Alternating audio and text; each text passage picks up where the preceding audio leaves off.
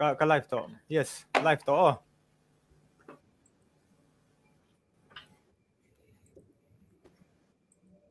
ที่ข้านินหันเอ็นเตอุเลยอะไรเฟม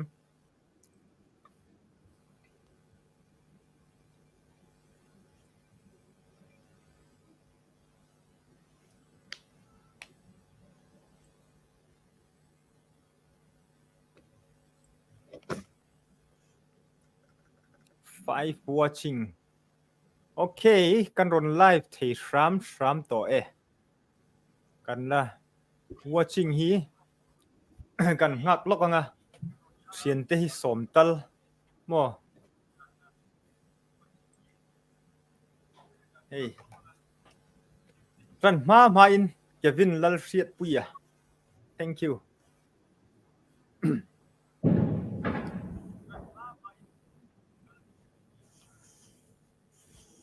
tu voice nge echo mo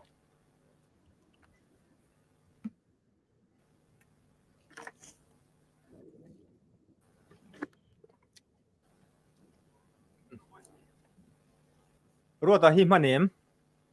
lok so kan sherlock ki pon kan share ange clear tu te thian te khanin view 8 views om mega balom om tak men lo share sak sam teu plus like le a thei pon du pon subscribe thei ania channel kha ti chu kan soi le ani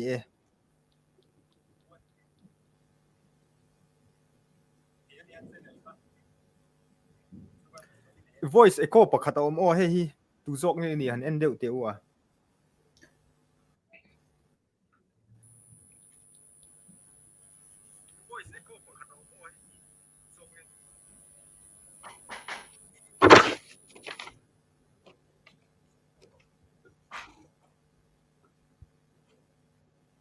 YouTube en like khani ka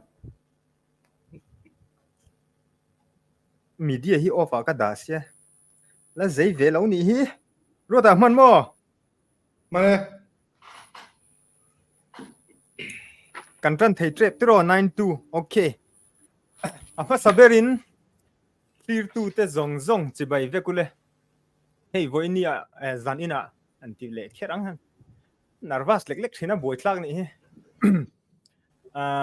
zanina hianin reaction video kan neyanga chumi ruala chuanin a reaction hi reflect atop na lama hianin a reaction chungchang atang hianin reflection kan nei don ani ti kha kan soi masak ni se hey ka thiante welcome nine ka right lama hianin ka screen a hian ruata omde left lama hian chodi omde engpo chu ni se thiante hi pakhat zok hi chodia flal chandama thlangwal mel thade shiat nanga ania chuanin ruata po hi mi hrisel deuh le mel thad deuh le ama po hi thiam mi ani boka alomom ema chuan zanina kan reaction video hi tunge ni kha me chia hi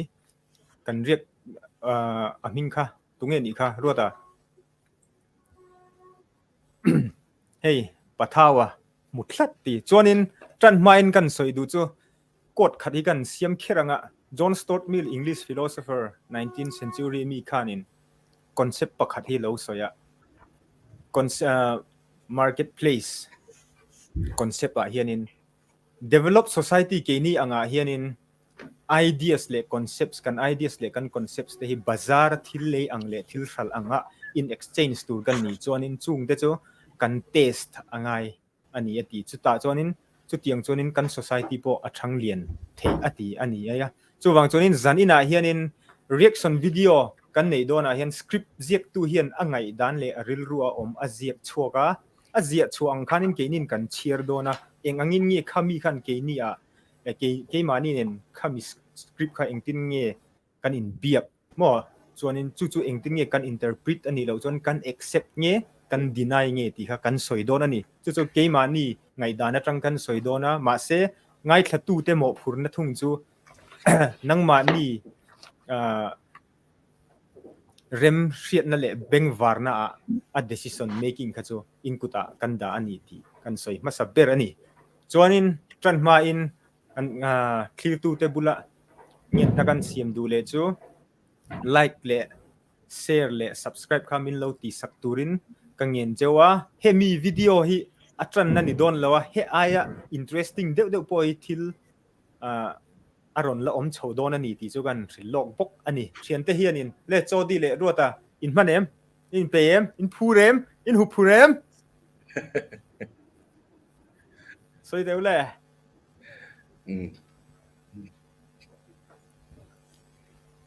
เฮ้ยเฟลาปนงับชวกตาตีลมโอเมเฟลางับชวกตา care and counseling เฮ้ยคอมเมนต์เตะบุลจังการอนเชียร์ทราฟิกโดนอ๋อเชียร์ทราฟิกโดนอ๋อตำจุดตำเอ็มแล้ววะ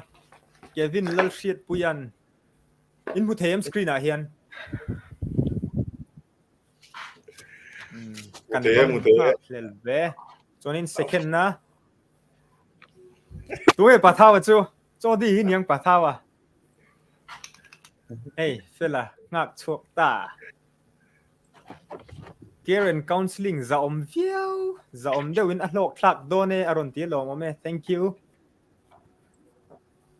Joelan ngai thladon chiang lutuk thank you so much kan lom lutuke Zoren siam apoi he kanau panglaya ka thian pa kha ania status kha remove pro aron ti alom me chuan pink crocodile crocodile pink color po om ni thil thar thar te kan hu ni alom me hello 16 viewers กันเนี่ยเราครบไหม16 viewers พวกกันตั้งจนต่ำลุตุกันนี่หมดที่ข้านิน16เสีย16เฮียนิน20ที่มินเขียนปุยเตอูอินเทจวนินอาร์ลดินคลวงอ่ะอินเคลอมไล่อินจวนินกันกัลดันตูร์จูเฮตยังเฮียนี่โดนนี่วิดีโอฮีมินิทรุกวิดีโออันนี้อ่ะจู่มินิทนี่อินกันสต็อปงากันโพสงาเปลี่ยนเทียนจุมิชูงาจวนินนักินเซลา reflect ตัวกันรอนปอยนั้นรอนสวยงาค่ะอินชินเชียเทนี่จวนชินเชียอุลาค่ะลาสะอันนี้เห็น New Testament เล่ Christian ethics สักจังอินอันรอน clear โดนนี่แกฮิจู moderator อังเดียวเห็นกันเราไม่ยังอันนี้จังอินทินนัทรุกเตะเราละตัวเห็นกันอิน ready พอดไม่เตียงโอเค17หันไกลชาว20กันไกลจนกันจันงาลโดนเนี่ยอ๋อ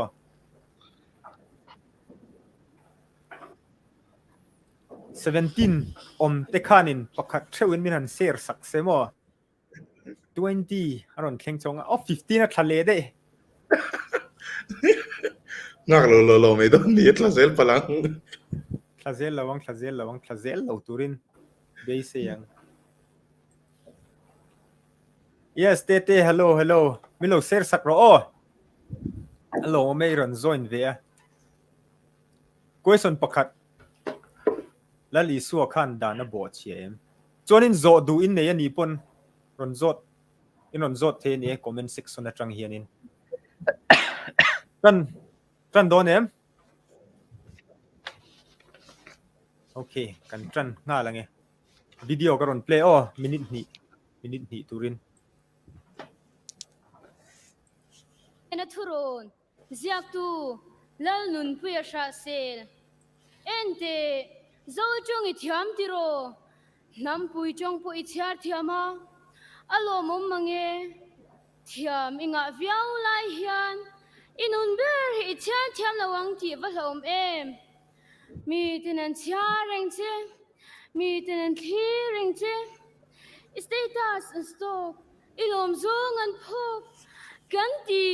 kan soi kan khoi kan en mangin sing nun thon thu kan sia the sia tlang va tiu hei shring ro cha zana nula mai ngut en su an ngo victo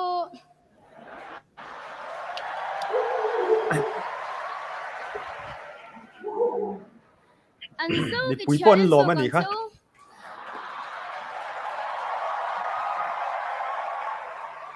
An enjoy ngot ni nga an rim tin na chuan them lung oi chu su se an thin lung thir zo gro ngai te nong lam vor po piang khang ther su im met chin phut ni lo chuan u chuan tu ki in chi chi po kal san ro I chom zo lo palang e Pathian ni singa fa ti tholom sematan suan khangang che mari anga nun moi le chung chai mi ge mang chi hi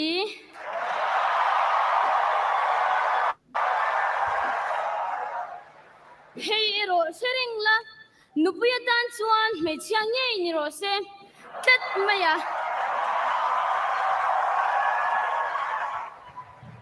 tun lai nu la chuan chung te tel lova chicken dinner ei puk te hi nam pasal chan ti velova khan lai tura thau man lo tang val ti hi pasalatan an ye de khat nia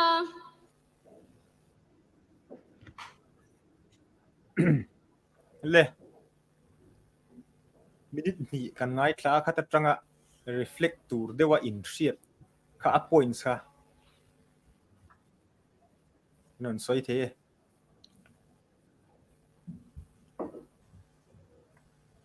cho đi chân là kan lo hak deuh cha nia he recitation hi essential KGP choi kha nia ama hi vathum pui nula vathum pui bial chu tatanga ron sei tu nia khami merit ni kan en chunga khan thil poimo tak tak thil tha tak tak kan society ron relate mai thil aron om hloma apui mo hle mai katia so da chuanin ma ni nam tong thiam apui mo zia te chu ti rol chuanin kan chen pui nam dang kan u nau te an tong kan thiam tel atul na le athat na te aron tar langa amaro chu ti lai chuanin thil pakhat han notice tur pui mo tak ka ti chu inun ichiar thiam lawang ti awa hlau mem han ti la ya inun ati lai taka hi ngai tu ngai chu enge aron min lai ber ti le enge ron soi atum ber ti lai hi ti lai hianin ngai tu thamo min ka ria chu he ti lai ya inun ichiar thiam lawang ti wa hlau om em an ti inun ti lai hi uluk taka ngai tu thei ni in kan ria kha ti lai ka point pakhat kan soi du chu nia pani le na chuan nula chungchang an ron soya an mai ngot en su an ngo vek to han ti te ron soi ta ni chu ta chuanin an zo ke thia en zo kang cheu han ti la ya kha zo ke thia han ti la ya kha soi fe tham omin ka ria chumia chon an zo ke thia en zo kang cheu han ti la kha eng zong in nge kan mi zo kan nam mi zo ni na aron da sang nge aron da niam nge khati kalau pot bung lok okay detail in soilo lamo a point chia kha nikina discuss tur kha i soyetan kha ni han da thate wila ti kha kan soi duwa ba ka garon ti boi lawang che arlal din thlonga hian in nupuyatan me chia ti kha ruata pom vak lo chi o kha ruata khan in nikina a chang le mai ngo le chodi zom le ro le zo ke ba kha chuan kan lo chun som lenga poi wo ka ti chu mari anga nun moi han ti le chong trai ti lai po kha nakina soitura ta na da thi chi ni mar ni anga nun moi han ti lai kha mari kha anu na moi rengim ti lai kha thil ngai to chian ngai takani ti lai kha kan sei le du ni a nupuya tan chon mei chia ngei ni ro se han ti lai po kha nupuya tan han ti lai nupui han ti lai po kai to thi takani ni nupuya tan mei chia ngei ni ro se tia mei chia lampang ha ka bo soi ne lovin nupuya tan ti lai kha khalai kha poi mo ka ti khop mai chuan he ti lai hianin kha ti deuh chin khan ni ro se midit mi huang chunga han anin ka thia kan ti to kha ala ruata hei recitation sim hi athiam ka tia jiak tui i a flow kal dan ai man chho za ta atia mi ril te jem kan chong lo chu ma se hei ke ma lo thi fa me ya chen anal ka tia athiam athu thiam zeron lang ka te chon hei ho deu de aron ti tu lai thiam ka ti deu na chu status and stock ilong zong an phok tiang chi te hei tiang rain de ron lar tun lai rep scene mizoram aron globe cho me ka te aron mang tang kai thiam thlai te ri turin aron soi thiam ka tia a content ta ero chuan nia na china din te se khan no pui tan chen mei chia nge ni ro se ti kha ka pom lo than lo an pui tan de chon mei chia lo chu chi lo มาเสมีไปไปไหนจนหนุ่มปุ๋ยขันนี่โดนแล้วว่าตีขันนี่ไหมฮะจู่ๆไงดันสังเดียเนี่ยหนุ่มปุ๋ยซิมจู่ๆไม่เชื่อนี่ไงหนุ่มปุ๋ยนี่นะเนาะแต่จนมาเสหนุ่มปุ๋ยแค่เราขัดชันแต่ว่าสยังเดียวกันอันนี้ที่ทุนอะไรเขาเท่าว่าจวนอีกก็รอนไงปุ๋ยหมอเวรเดียวประคัตจู่อีปะเทียนนี่จริงอ่ะฟ้าเตถอลมเซมตีอังจีค่ะอีเฮ้ไอเดียค่ะอารมณ์ชวนนะเองก็ต้องอารมณ์ชวนไงฟ้าเตถอลมเซนตูจนเฮ้เป็นเรื่องกันนั่นเช่นค่ะงานอิงกัสยามีปะจุงนุ่งนารมณ์เงี้ยนะอังกัดเตียงที่พวกจนเนี่ยฉันทำให้นารมณ์สวยด้วยนู้นตัวอีโอเฮมีอารมณ์ตัวน่ะซิมมีอารมณ์สวยนะเฮ้ทุยอารมณ์สวยด้านนั้นชลายเต็นเนี่ยทุรนที่ข้านี่ตาเฮ้อาศัยจอกินะที่มีที่เลวสิลอังกัดอารมณ์สวยนะกี้ที่ไม่ละสังเดียวจังจุดสุขคลาวเดียวเลยก็องค์ที่ว่ามีเจ้าเพจวันเฮ้อายุปัตตานเตเลอายุอุปสรรคเพจวันที่จวนเราเชื่อจงเงี้ยชินตาจุดจวนเฮมีrecitation นะพอที่ข้ามี feeling ข้าอารมณ์เปก็เดียเฮตียมีจุดสิลนะจงตั้งที่จุดสิลนะอีตีนะที่เฉลเวเฮตียงโซ่ที่ดูเรตีนะอารมณ์ก็จุดเนี่ยดงทรงตูสิลข้าจูอันนี้ตัววิววังอ่ะขัดยังสิลข้าเลยตั้มตักใจจวนดนสันที่อันวมเคร์โลไม่เทปกตาขัดที่จงที่จวนจู่ก็พูดมันสวยที่จวนจวน audience reaction ปกข้าตัวนั้นที่ตัวเห็นเราจีกิลกันตัวนั้นอันนั้นเอารีเตอันเอาเพียงค่ะอันเอาข้านเองโอเงตั้มจีเตกุดเบงอันเต็มจีเตให้พวกมีกันน้องไอ้ทาร์เฟกตัวทวงอ่ะให้มี recitation ที่แต่ส่วนมีปุย reaction อมชินนะเขาไล่เตกันปมปุยนี่ที่กันลันตีนปักขัดนี่ตามาเสกันปมปุยดันเลเวลค่ะอารินซงเตอันเนมเลยถูมังซงเตปอคันเราจีกิลาจุกันจีกชาวไทยส่วนอีกข้างอัตลักนะให้มีทูอัตลักนะชัดเลยอัตลักชัดเราอัตลักนะหุ่นอาศิริน reaction ตั้งเทติข้าอารมณ์โพสต์เทอินก็เสียจุก็สวยที่ตอนนั้นบ้ากะให้สกรีนเห็นคอมเมนต์ก็รอนตีละง่าให้หูเทียมดินเตะครับมีเราหนุนจอมเละอมโลมังเงตีเนี่ยจอมตุระอินง่ายจอมโลตุระอินง่ายอินทุสอยโดนจังเฮียนิน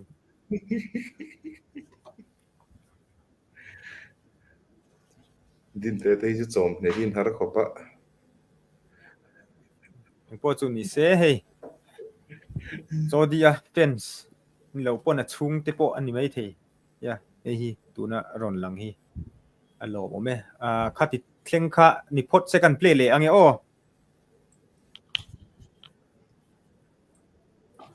ทกริมซีลาวาเมงริมสวลซิมซีลาวาเฟลซิมลีเจนอันที่เรานูเลป้าจะโจมโลมินปะเทียนกระริงเราอีเราติพลังเง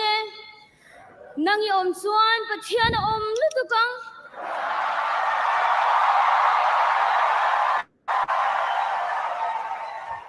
จงเตะเบสเซล่าอัจฉริยะมักเดียวจุโมมินุนรัวกับเปียงบางรีริงเทียมในละวะเปียงอันสมมักมีปฏิกิริยาส่วนตุมอันเนียอามันอับเป็นมัสชินปัจจัยเลวิดังตาในเสียงโซชินที่ฮีนุลาเตนอเมนกันตัวนี้อเมนเฮ้สมาร์ทโฟนนี่เป็นขัดด้านอาร์ตโฟนนี่โซเชียลมีเดียฮีโซเชียลมีเดียตานมังสุลาโซเชียลมีเดียมังเฮกซูอีจงก็ชวกซูจีอัลคงไอ้นัดเดลนิเซลโซโปรเซมีฟาตินเอซอนนานฟินนานรงโบลนานอันมันลายยันปุจงปุยเลียนปุยชงอินเสลาวครบไหม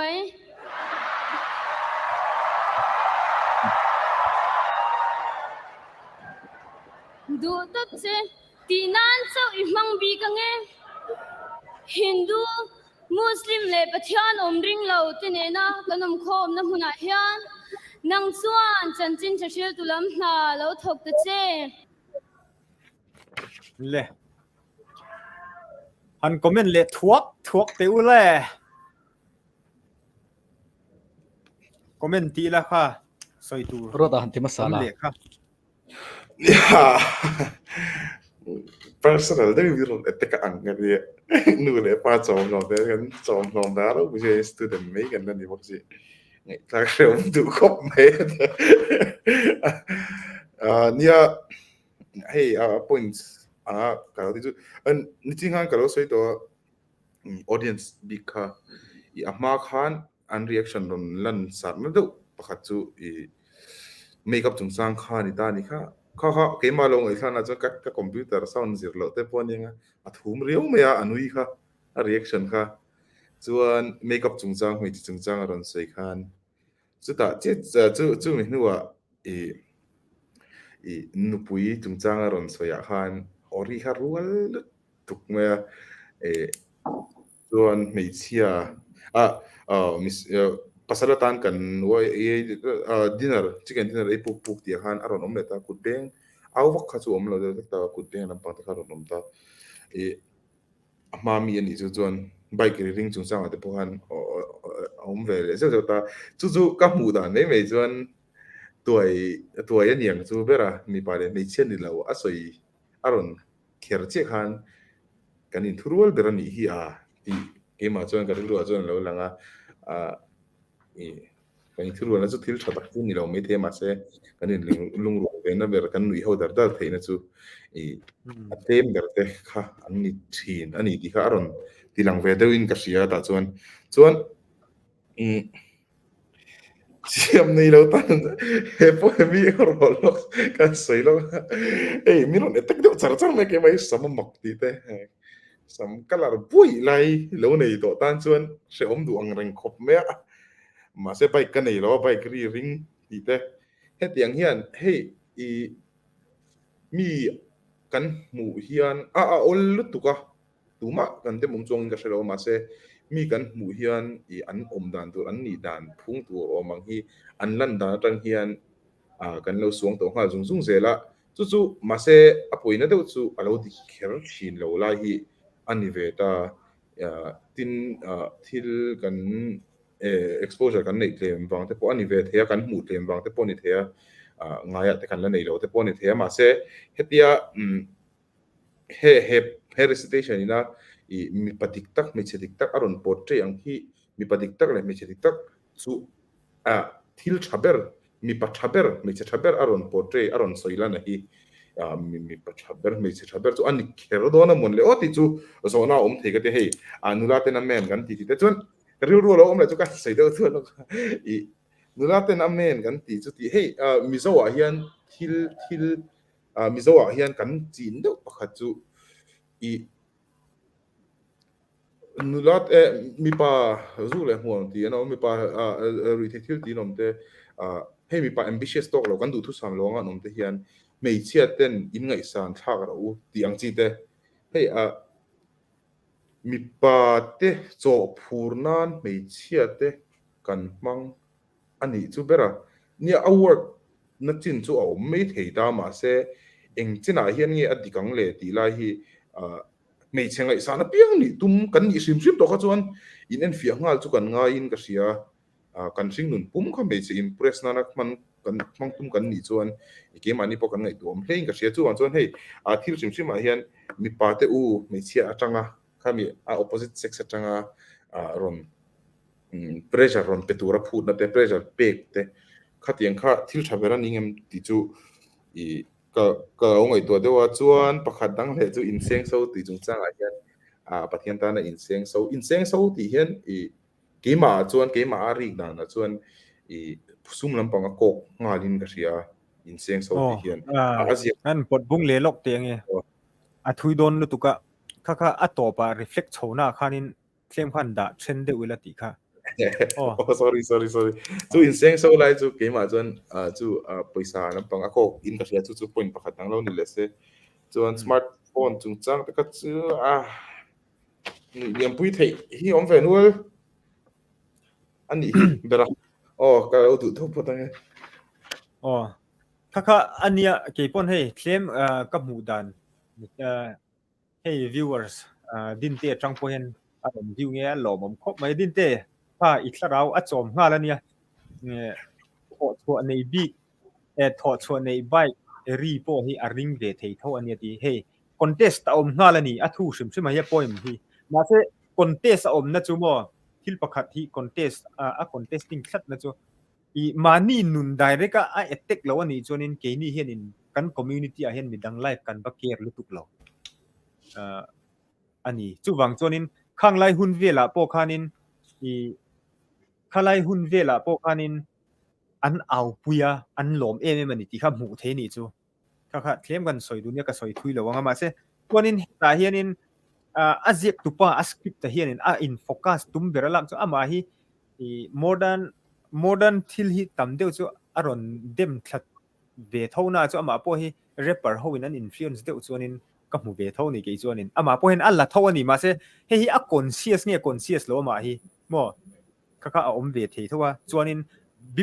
very biblical influence atang thu aron soi pakhat chu nang chuan chanchin thrashil tu lam na thok na lo thok pa che ti imposition ani chanchin than na tho chu ma se engi ani ti tai la engtin nge a soyang abikin tun lai phei chu hey theological circle chau ni loin academic le India society as a whole kan om na hi pluralistic society ania mana sap howin chanchin tha an ron hril ang khanin a thei to em boina te hey politics po BJP kan ngam lo em hi ka soi thui lo wanga ma se politics a om vele hey elo aron soi ngal thini BJP ania BJP chu zoro ma thling thei kan ni lo an ti ta ni mo kan he ne het rama hianin chanchin thrashil te po hi enganga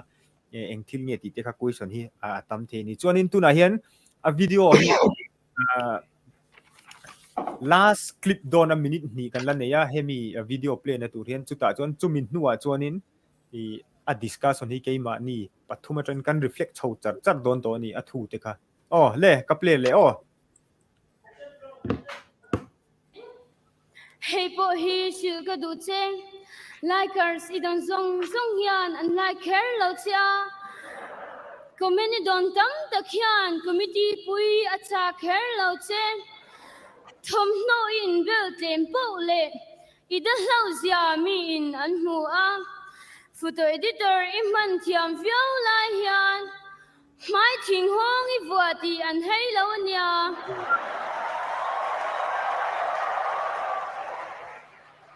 thu cha apyang swan kwa zung ching te hi mi fel shet na tlem an ni du phian an ti chu thogrim de khovela hian mi faten thei to pan chu a malam hun thira athim avar thulwa tumru na chu chan nan nei lain nangin nilengin ka ngai che zan khwain ka vei che zai po thiam em hi ti vel mai maya nun im han chuan mo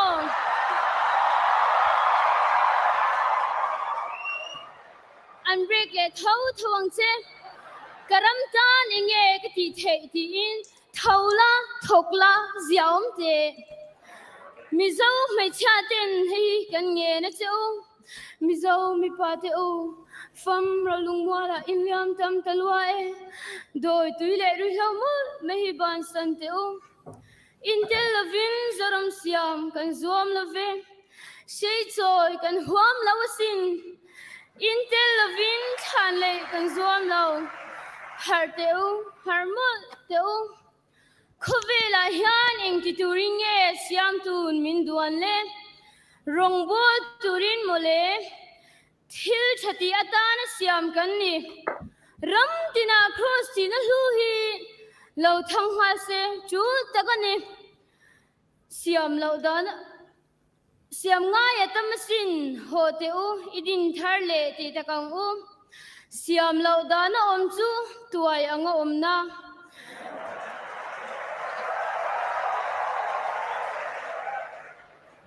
du du dana chu du lo dana na iswa du dana chu chatua na nun na kalome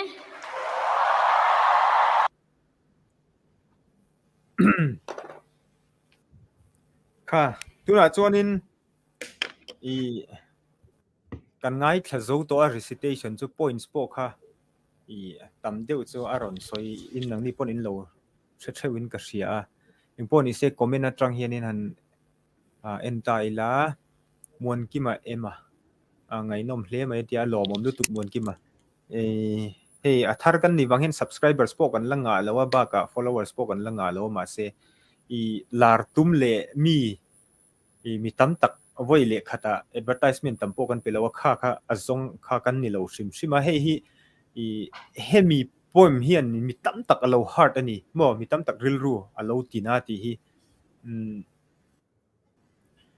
กันเสบียจวนนี้ให้เรียกเราตีแต่ค่ะ request เดี๋ยวบางครั้งกันรอน react อันนี้เท่ดันนะจวนนี้จุดจังจวนนี้คอมเมนต์เกี่ยมาจังเคลมกับเป็กดูจุประคัดจุให้มีจังมูเทจุอาเจียกตุปาคันสคริปต์เจียกตุปาคันอามา morality เลย Christianity อามูดันค่ะอารอนตาร์ลังอันนี้จวนนี้อาเช่นค่ะตั้มตักค่ะมีจุงอาคันอารอน impose ตบอันนี้เฮตียงฮิตติโร่จุดยังจุดติสูตีตบคันกับมูดานอันนี้มั่วสคริปต์กัลดานะคะจวนนี้ทิลตั้มตักอา generalize อันนี้มีตั้มตักค่ะมีสิ่งที่จุเกี่ยมาอรินดานะจวนนี้ generalize เที่กันนี่แล้วว่าฉันจุกันอินอังโลกันหิงปวดดังให้ปฐุมกันออกมาปฐุมกันดังเวกันเพียนปวดดังเวกันเกี่ยมากับเมลเชียร์ไลน์เขียนเต้นโลเมลทะเลตีเตปโปให้เราออกมานี่จวนนี้อัปปัญหาหน้าตานจวนนี้ตุนไล่กันโคเวลบีกับจุค่ามิชชันนารีเขาเราลู่ไล่หุ่นข้านี่โตแล้วว่าเกี่ยมานี่นุนดันพวกแคปิตอลิสต์รอนลู่จักรบ้ากะเทคโนโลยีรอนสร้างกันไลฟ์สไตล์เตปโปอินคลากะกันทิลมันเตปโปอินคลากะอันนี้ข้าหุ่นไล่ไบค์ในเราอินตุนไล่ไบค์รีโซอันเชียดแต่จวนนี้เบงเชงจวนที่ไม่เทมาเสตุนไล่ทางทาร์โฮตันจวนไบค์กาวักกัลค่ะปะเทียนินอาทิลเปียกอันหล่อมันเจนนะคะนิเวศถอยทุ่งไม่เทนี่มั่วข้างที่ค่ะก็คอมเมนต์นะจูอันนี้จวนนี้ประคัดจวนนี้ให้มีป้อมตักเฮียนินคำนี้อันรีไซต์หน้าคานินKGP ง่ายแค่ตู้ที่ค่ะอาเซียมทราเอ็มจวนนี้อันโพซิชันค่ะอดีตเนี่ยสักเอ็มมั่วก็ค่ะโซนประคัดนี่ตาเสปัญหาหน้าจวนนี้อาศัยเราเตะอันริลรัวนางเอ็มเองอันนี้เงี้ยมีค่ะเรา marginalized คลักเทียงตีเด็กค่ะ question อมเทียนี่จู่บางจวนนี้ตัวน่ะเฮียนินข้ามีเด็กค่ะคริสเตียนกันนี่บางเฮียนเอง subject พอไรละไบเบิลเฮียนกัน base เราเทียแล้วว่า primary source สังเฮียจู่บางจวนนี้ทุกลุงทาร์จังพอเฮียนเสียตัวตั้มตักอมโดนะจู่โจดีเฮียนินอารอน reflect โดนรัวแต่พอเห็น Christian ethics perspective จังปนอารอนสวยอย่างจู่ง่ายแค่ตูรินหันอิน ready อีละอัจฉริยะส่วนกัน question ค่ะตาร์ลันนังคานินเฮตัสคริปต์อารอนอินเสียกซงฮีดานอันนี้ส่วนอิน rules อังอารอนอินเสียมันนี่กับหูดานาส่วนอินสคริปต์ฮิโมrules in rules ซุยโซโลเลยซุยเทจินะคะอารอนเสียมคันนี่มาจวนบางจวนนี้อีสวกเตหุนไลอาคัน biblical times อาคันอันนี้ละ Hebrew ทุกลุยเลยNew Testament อาคันดานค่ะดังอันนี้ค่ะอีสวกคันเองตินเงี้ย response จวงค่ะหันสวยเขาเวลาตีจูการอนสวยดูเบอร์เล่เชียนเตกันฟีลงานนี้จวนนี้ให้คอมเมนต์ให้การอนเชียร์ช่วงเลยแล้วก็ไงin comment มารถอิมุเทมสกรีนค่ะมุเทข้ารอนเชียร์นั่นแต่นั่งมาจกกันอาเซียตุยจังเอมาอาเซียเทียมนั่นเลยมาเซอามาทีร์ดานเตียงคอมปุยเลียนเนี่ยว่าหันสวยลันสักขี้จูรองบอลน่ะตานอัชเบรังตีโซน่าอารอนที่นี่อาร์ดินกลงันค่ะโซน่าประคัดจวนนี่ตานี่มั่วอินเทียมไม่ค่ะอินดูเลยอินช่างเทียนเนี่ยจวนอิน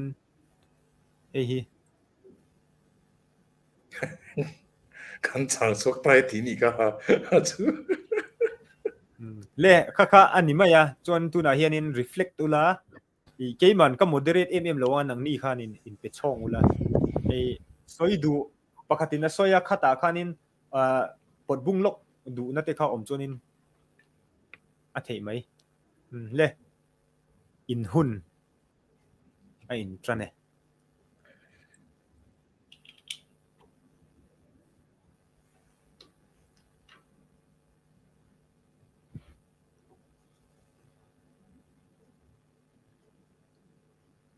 so đi chân rồiรู้แต่เห็นมินข้างได้บ่มันเนี่ยเนี่ยpoint ทั้งตักค่ะอารอนโซยาอามาชันเนี่ยมึงไงนะถูเตอารอนหลังอ่ะอามาโรจูคัดที่ไล่ขันมึงไงสารตั้งใบทิลประคัดกันเนี่ยอาจจะตัวป้าที่อุปาลนุนปุยชาเซลินารอนเสียเฮียนินสุดท้ายส่วนนี้ทิลประคัดที่ไล่กันแล้วหัวจูCartesian skepticism กันที่ Western philosophy รูปวิตักไม่ Cartesian skepticism ที่ขารอนหลังเตละสุดท้ายส่วนนั่งอยู่จนประเทศน่ะลุตุกังรอนติไล่เตค่ะเหตุRentes Cartesนะmeditations on first philosophy ที่อารอนเสียขมีจุงจางI think therefore I am ที่รอนเท่าเวลไล่กวลเท่าค่ะเชียร์เงี้ยเชียร์เราจุกเสร็จแล้วว่าอุปาลรุนปุยชาเซเลนอามาเราสุขัดยัง Western philosophy อังเริงเตวขมีCartesian skepticism รอนหลังเตไล่ข้าจูมวยกัตยาลูกัตยาข้าเฮติยาคริสเตียนนะโซงคริสเตียนนะโซงเลทลายKGP อ่างขัดยังโซงอันรอนกายเลยข้าจูรูปุยกัตยาทลายฮีอาเซียกตุปาเฮมีอาเซียกตุปาอุปาลันปุยชาเซดฮี creative กัตยาเฮติลายเฮียนิน Western philosophy อัตานาปุยหมดตักไม่ปะขัดยาทลายข้ากันสวยเตลดูอันนี้ส่วนที่ดังเลยส่วนนี้constructive comments สังโซงินหันสวยตายละ constructive comments สังโซงกันสวยดูปะขัดจูเฮติลายอัติรลำปังเดวาอารอนสวยอินุนเบอร์ฮิเชียร์เทียมระวังหันติลายขานิน KGP หวังชูงสวยนิตานี่จุดก็ลงไงคลักดานะส่วนนี้เอ็งเตียงโซงินเงี้ยนุนเชียร์เทียมนะคะเอ็งเตียงงินเงี้ยอารอนเตะฟุงลายค่ะกริลรัวเราลันดานะส่วนนี้ KGP active เวลียมเราเบียกินรอนรับพเวลียมเราข้าอังเตะขนุนเชียร์เทียมเราว่าดาไม่ยมนี่ตีลายฮีก็คอยสนเนี่ยจู่โจเทเดี๋ยวมันจู่ New Testament perspective ฟังยินหันเทียร์ตายละทุกลงทัดเทียร์น่าจังส่วนนี้กุมจะมีประคัดนักคริสเตียนิตี้อาคานินมีตั้มตักจุดคริสเตียนเต็นออกมาเซนเทลคริสเตียนเต็นออกมาสมาริมีคริสเตียนเต็นออกมานี่ข้างอังสงคานินคริสเตียนนะคะอันมาดีเชียเทียมดานเลยอันมานี้ปะเทียนนัทโลคิงอังเซลินันปมมานี่ส่วนจุดคริสเตียนเต็นส่วนคริสเตียนนี่ตัวรินเสียตันละไงเซลันตีส่วนอันมานี้ตานส่วนนุนเชียเทียมนะอัตานาทิลปอยหมดตักจุดเสียตันขานี่ไม่รู้ Zintiel Christian นั่นรอนเลยZintiel เตตันขานินเสียตันขาง่ายตัดเราไม่เนี่ยจุดาเตตานะง่ายเลยชัวร์ค่ะ Zintiel เตตานะง่ายตัดเราเนี่ยมีอันนี้ชวน Zintiel เตนะตีตัวตีมากโมอันเตะค่ะ Zintiel เตตานะเราง่ายเลยสีละฟ้าตักชวนนินนุนตานะปอยโมอันตีไล่ค่ะไอ้นังตัดเราไม่เนี่ยฟังชวนเฮตไลน์เฮียนิน KGP ห่วงชูงสวยนี่ฟังเห็น KGP รอน active เวง่ายเลี้ยมเรารอนนินโคมเวง่ายเลี้ยมเราที่นุนเชียร์เทียมเราว่าดาทำไมยิมนี่ตีไล่ที่มินไงตัวตีระไงตัวจุยตันปอชากันที่คบไม่เบียกินรอนกัลง่ายเราเต KGP อินโคมาปอรอนกัลง่ายเราเตKGP fellowship ปอรอนกัลง่ายเราเตนุนเชียร์เทียมเรากันตีนี่ชวนมีไล่justifiable เรากันที่คบไม่เกี่ยมาชวนคัดไล่ข้ากันสวยมาสับเรื่องไงaddict เทโลขัดยังjudgment หันเสียมตบค่ะมีกัน ostracize งานกันหนวดชกงานเตียงอันนี้มอเบระsimple way ชวนรัวตานั่งมันอีกคอมเมนต์ตัวนั้นตัวเดียวสวยอ่ะฮันทีนะตัวนั้นตัวเดียวสวยสุดก็เราสวยเวอร์สวยง่ายเนี่ย benefit of a doubt แต่ละอามาค่ะตัวนั้นตัวเดียวสวยแค่เราค่ะเรามีนเราเวทีโอ้ไม่เท่ามาเซ่ครั้งไงตัวดานะเจอให้คริสเตียนกันนิตาคริสเตียนกันมิโซไงดานะเพจวน mới đàn ở chuan tầm dốc in cần Christian lần tiền nó chỉ cần in khom tầm te cần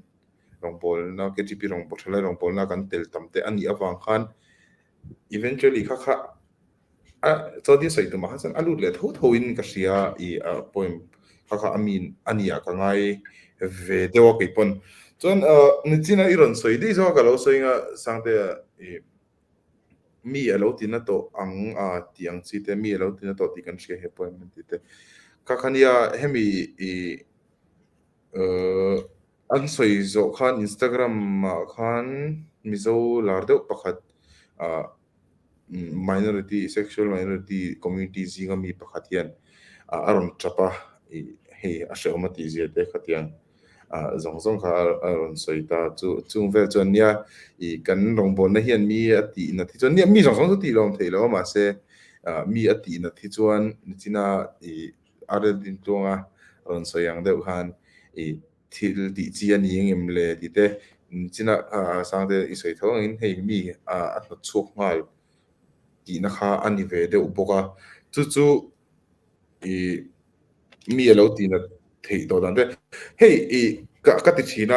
Christian kan ni hian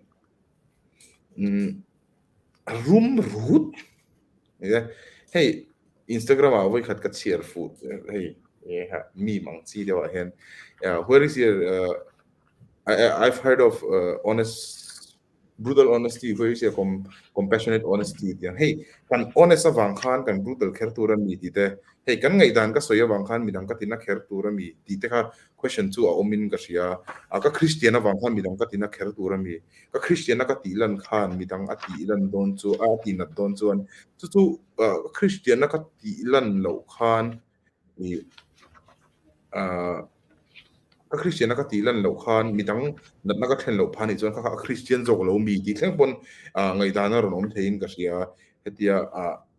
thu midam taka ngai thak chom deuh turang abi takin exclusive ka tiang reng ni to hai ma se I tha ka ti ve na chu kan mizo Christian society aron tilang chiang in ka sia kan au du dana te chu a thang thalo chu soi thei kan ni lo ma se hian kan ni na aron pho lang ka tia kan ngai tu dan te ma se chu kan ngai dan chu kan thak a ngai em kan rong bol na hmong em chu mani le mani thoi ngai tu chun zom chu angai na sa ka ti kan rong ve nge ke man point ni tuna tana ka mu atanga kan comment du chu hemi first 2 minutes atanga chu a soina khanin uchuak taka in chi po kalsan ro I chom zo lo palange ati na lai taki hei hi chu thil in generalize lutukin ka hrian ni chu mo section of the society of the new youth timayang nula tam tak hi nupuyatan qualify ani lo tina thlukin ka ngai hei chu se thiam em keima mu dana chun a chan chu uchuak taka tina hen extra tina khanita se uchuak kha kaka aziek tupa khan uchuak ati kha enge materialism ama neilo lamma tangkhanin perspective tangkhan athlir nge entirnan tu na hen poisa ka lo nga lo mai thei ka tan chonin cheng som man thil vel chu a limit mai the ni ma se mi hausa dewa alo nei zo deu tan chonin kha an thil inflation te po kha a normal alo ni the ni ta ni kha khan in thil han generalize top of fashion ngai na sim khata achun zom na khanin khami khana entir bera ka mu chu fashion ngai na ho mo makeups cosmetics le dressing han ngai na deu ho hi nupuya tanin an thling lo ngalam em chuanin an ma ni sim po in chei mi an ni wang hian mi nupui ni ta se ani just theilo ngalami pakhat pahni chon om mai thei om lo pon om mai thei ma se heta hianin hei ero anga han in ka top hi chu okay pon in generalize hi chu kan ching deuin ka hria ke mani Christianity hi mo ke ma hu dana chuanin chu ni ta se pakhat le a chuanin ka fak na em thil pakhat tha ka ti na chu a second a minute le minute li in karvela soi hi smartphone ania mi then khatatan art phone ani comparison ka thalutuk like kan beng war theina tura thil in soi ni kan thil man te kan kuta om to reng ma se freedom kha zalen na man thiam lo kha ke ma ni kuta o mani ti kha helai tak hi chu o film khur tura aron da na kha ani thowa ma se thil tam tak a om ve tho ani chu chu i ka du na lai tak ama positive comment avai hianin ka degrade chu ni chuang lo mo kha lak thele ti kha ka ngai dan kan soi ve sim ani chuanin khata tang khanin morality hi ama hianin tha ati le ti lo ama perspective atangin aron soi thazung zunga khata khanin khami angkhan dan kha aron siam tang hi ni kha kan kalpui zelem tum thleng hianin kan dressing style te mo hey in chei u chuak kan dita biak ina te po coat suit hak nge pulpit London chuan necktie kher ngai ti te ang deuh chi te po ngai dan te kan nei em hi heng te hi anei zo lo tan chuan u chuak ani lo mi extra ni tho lo mi ti te ka ngai dan ani chuwang chuanin kan thil ti hi keima ni in humi loin mi kha ka na tur chawin kan va entry nem kan Christianity hian in ti te ka karil ruwa ron lang ani chu ani mai maya chuanin zo ke an ti khervel po hi chu very racist tone an in ka hrian ni keima hmu dan chuan mi zo ke kha anei lo chuanin mi zo ani lo ti ang thluka ngai ani na kha omani mo i mi pakhat chu ke bal te oron kal se he hi mi zo ke ni lo ma hi chu nu pui thlak ani lo ti na top te kha kan nem kha chu very racist ani chuwang chuanin khang te kha chu a tul lo ka ti hey general conference vela soyetan chuanin anau pangma ma ka ti an concern ka mo chu chuanin tharau lampang chu min chong ang yem ti chu ka he chi lo ma se tharau po hi kan soina chu taksa om lo hian tharau chu po hi a thei chuang lo in ka thia chuwang chuan hei tlem kan comment le lok ani chu chodi chun zom le ro le okay lo mo me cái nia an zo ke thia ti chung chang vel kha chu han soi view lu tuk tur omin ka hrelawa a mera chu karil ro ron lang sok chu heta biblical point of view atangin han soi tai la pa heta bible lampang atangin chu u chuak takha in chei chi po kalsan ro ti tang ron soi thla zela heta mari anga nun moi le tong try mi aron ti lai taka kha soi nga in ka ria khatla ya kha enga tinge mari hi tekin thuwa aron man ti lai kha mari hi engwanga tekin thoron la chuak nge ti lai hi ngai to nga in ka khop me chu mari khani e kan ria nula thiang hlim ani chu nula thiang hlim ani a kha chu phatwa lo om lova amai ro chu nula thiang hlim ani na wang le nula thiang hlim ani na pia lama pathian ina la le so krista pai tura thlan na chan chu mari hi davida thla mi ni tlat mai ni chu davida thla ami ani awang hian chu heta thuthlung hlui huna zol nei tena davida thla atangin mesia alo chuakanga ti laya khami mesia lo thla alo chua theina turata na local zel na tur khami aron fam kim na turatan khan mari ron mang mai din ka thre a chu bible character ala chuak don ani chuan mari anga nun moi le tong try mi aron tia mari hi atong try na hi luka bung khat chang som li paruk le chang som nga panga apa khana tong try na thu kan mu mi alawani ani na taka chuan atanga hian mari hi atong try na thu kan mu mi alawani chuwang chon tong try mi ti lai taka hi chuanin ke mari hi tong try mi ani le ni lo chu ka zuk soi thela o mai ro chu tong try mi ti han cha do chon mun khata che tong try na thu luka bung khat chang som li paruk le som nga panga chau kan mu wangin hi chu tlemin tin kan chu ta chon nun moi le nun tha soi don sela heta hian enga tinge mari ai hianin ruthi te estheri te aron lak chu zok lo ti lai kha ruthi bung khat chang som paruka chuan apizon na omi bula imi te chu ka mi ten dinga I pathian chu ka pathian ani nga ti ni chu mi ba ka ma ni nun moi le ma ni han in da niam te na in ngai thlom na pathian tri na khamia kha a omin ka hrelo I pathian chu ka pathian ani nga imi te chu ka mi ten ni nga han ti te heta lalnu estheri po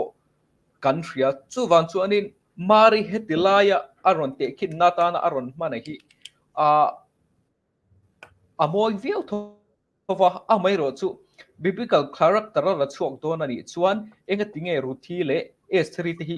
hetlai han mang jok ta sela society apo danglam na satakan thlen na chu te khin na ta na mang du ni chuanin helai hi ruti au sei tel la ni e chuta i soi che chonin karil ru aron lang pakhat kan soi mai mai nge soi mai mai nge ti la soi tak tak nge o mari hi nia kan edify kan he kan dom sang tuk achan chu isu nu ti wang hi ani don ania chu ania he ka mu thin dana chon ke ma ni bi ka hianin ei kan ram kan mi zo zo na thlak atu po ke ma ni mel pu sim hi chu kan bible chiar dan te po hi aturu thei khopa hei du na zong lai tak hi kan han la chuaka mi mong pet nan te kan han manga a context en loin o mari kha chu khalai hunat tak kha choin fak don ni la ke ni po ni la mari ang han kan tong trai ve thawang chu hei zuda te lal nu kha lal ron pi na anu tur kha ani awang han ke ni po i christian kan ni na hi han in en chonin kan success a te chau hian lo mi kan tong trai rin bi ani lo chonin hei mi min siat turate khata khalai huna te chau khanin thil kan en ang hian bible verse te po hi kan en nya isoyang khanin mari ai ma chonin feminine character la chuak tur chonin ruthi ang te kha anrin omna har satla ya po an ni na anrin omna kha an la chuak kha chu o social tan pon a thakop mai ka ti iron soi kha i soi thakop mai new testament perspective tang o a lobom khop mai ke pon ka hlok pui tak zeda ni kha chu karin phak loin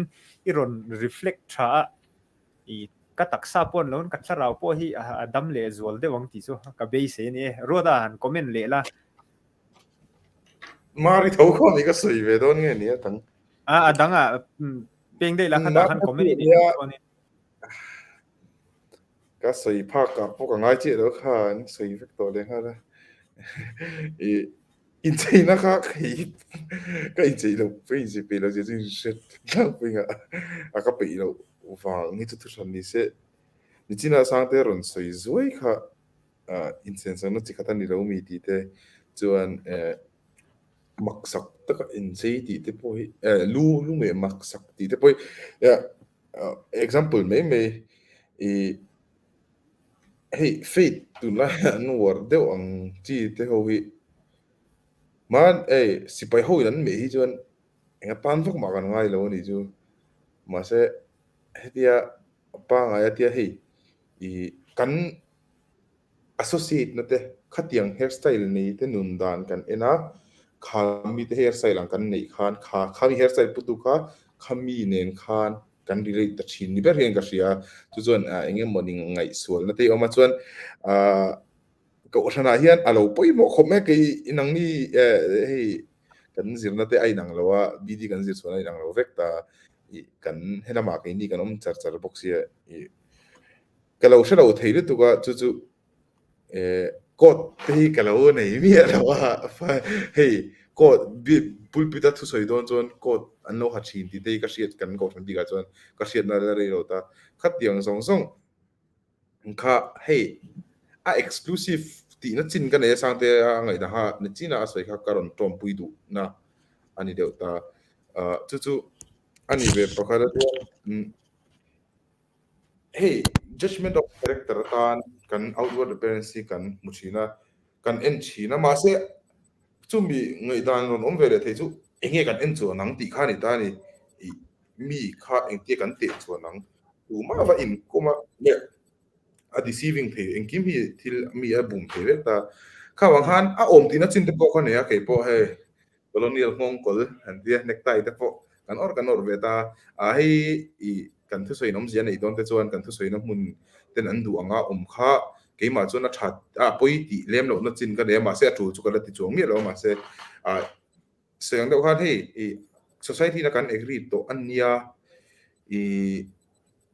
kan thak thei box si lo a ma se a that lo je chu a that lo ji a tha lo ka ti zia hi chu ka soi reng tho ta ma se han ti ut han mani du dana o han om ve ngal hi chuan mi hian nga ta ma hi lo ngai lo pha vele box thina hi helai khan boina om deuh thinin ka sia hi tuna aron soi chu ang deuh hi ani tho ta chuan thil pakhat kalo khek deuh ma se kan soi kha lo menga alas a to blam panga soi siam lo dana om chu tuai anga om na ti lai ta he ama che lai na hian siam ngai tamasin ti de ho te u idin thar le ngu tia siam lo dan siam ti ha ron mang do bol ta nal ka ti lut tu ga siam ron man da hama se helai wat tak hi afan in hil thei don ta ke o ka tia a sensitive box ya siam lo dana chu to yang a na ti hi e bible a hian ti che in nge siam dana chu straight a na ti hi kan mu chi em le o ti te po hi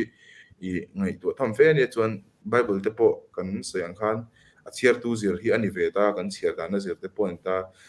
i chu wan chuan thil sensitive lut tuk ani lain kan chiar dan ani awanga ron aw chho pui ta chiam hi midang ti na theina man ruwa ani lo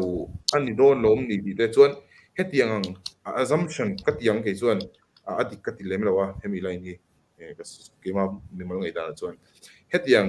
angai ruat hi thudik anga aron puang chok ta amarin na ania ka za lutu ma se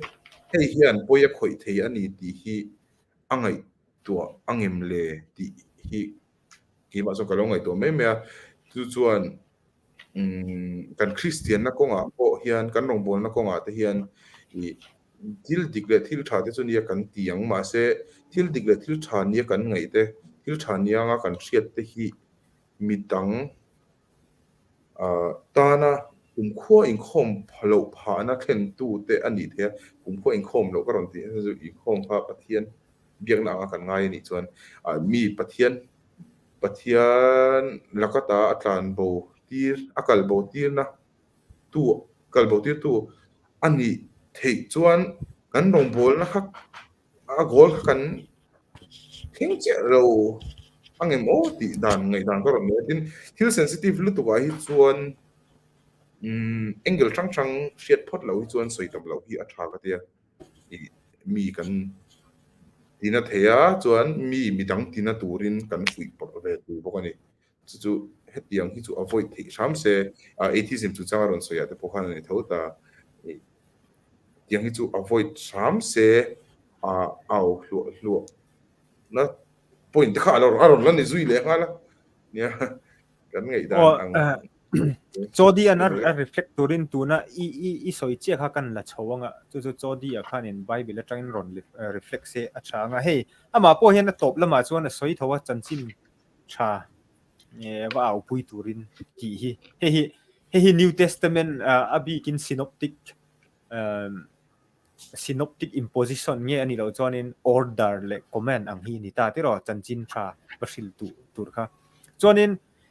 heta asoi i soi che iron ti che atheism chungchang kha thil pat ka question du chu okay po christian kan ni ve nang po inia kan ni ve ka nu le pa perspective rang thlir chuanin fa te chu pathian na kan en kol tura pathian an ring tura ni ti kha an mo phurna khan an da ve chu ani ve nge yanga ma se tunlai anga khovel la hianin keini christian kan ni wang khanin kan fa ten hei pathian om ka ring lo i lo ti palange han ti kha i hei kan rama po hen atheist tamta i humanist perspective atangin en mi lawin gospel atanga han en khanin pathian in mi zong hi i ama mel pu siamani ti khani ta ni ti ro bible a khanin chu atheist anga ril ru nei po kha pathian mel pu kha lani tholo angem ani le a san dei ani mai angem khakan liberty kha pe ila chu ta chon thil pakhat keima ka in zo du chu ani lo pon nu le pa angte pathian an ring tok lo ami o mi pakhat hi tu ma hi kan chandam thei lo ke ni hianin kan thei top chu kan ba soi chu ni mai ma se tu ma hi kan chandam thei lo wa i an ni po kha fa te po kha pathian an hriat theina chon pathian kuta chon ai ngat le thonga ma se khata khanin freedom of thoughts le freedom of choice kha fa te po hi mi po hi in pek angai in respect ton vek hi angai ti hi keima perspective ang zong chon hey liberal te wa ka en anga ka thlir chu ni chu not as a fully like order king christian no but as a normal christian anga ka thlir dan ni chu cho dian soi tura nei chuanin chu mi chung changa chuanin i han soi se nu le pa in min choma ni wanga i keini anni noya saltang anga han om top kha adik thelo ka ti ke chuan a chan chu นี่พอกันเพียงดัวเพียงกันนี่ช่วงร้อนดูเลยป้าวางก็เพียงกันเนี่ยจู่หวังจวนนี้ข้าตาข้านี่อัดตูเลยตูพวกข้าอิมโพสิอมวักเหล่าเสกติเกจวนนี้คริสเตียนพวกมาเลยโซเดียข้าไล่ตักข้า reflect ตัวอินเนี่ยนี่จวนนี้หัน reflect ล้านนี่เราจวนนี้อพอยน์ตั้งข้านี่จำเท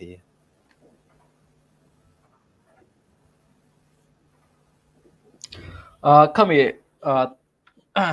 นู่นเลยป้าจอมเราเป็นประเทศนมกระดิ่งเราวิลติดไปแล้วไงตีไล่โชว์เวลค่าอันเดียมอ๋องั้นทำไปสิเดี๋ยวไล่ครับนี่ไล่ค่ะอันนี้ดิฉันนับพอขันกระดอนสวยตัวจู่ไล่ค่ะตัวนักการบุตรตัวนี้น่ารอนสวยไล่ค่ะดิเคลมไม่กัดจู่นู่นเลยป้าจะจอมเราเป็นประเทศนมกระดิ่งเราวิลติดไปแล้วไงหันที่ไล่ค่ะจู่ที่ดังนู่นเลยป้าจะด้วยสลังยิน enslave ฟังยินกันตีน่าลำปังนี่เราฟินก็เราเรียนรู้ด้านจนเฮ็ดไล่จวนนี้มานี่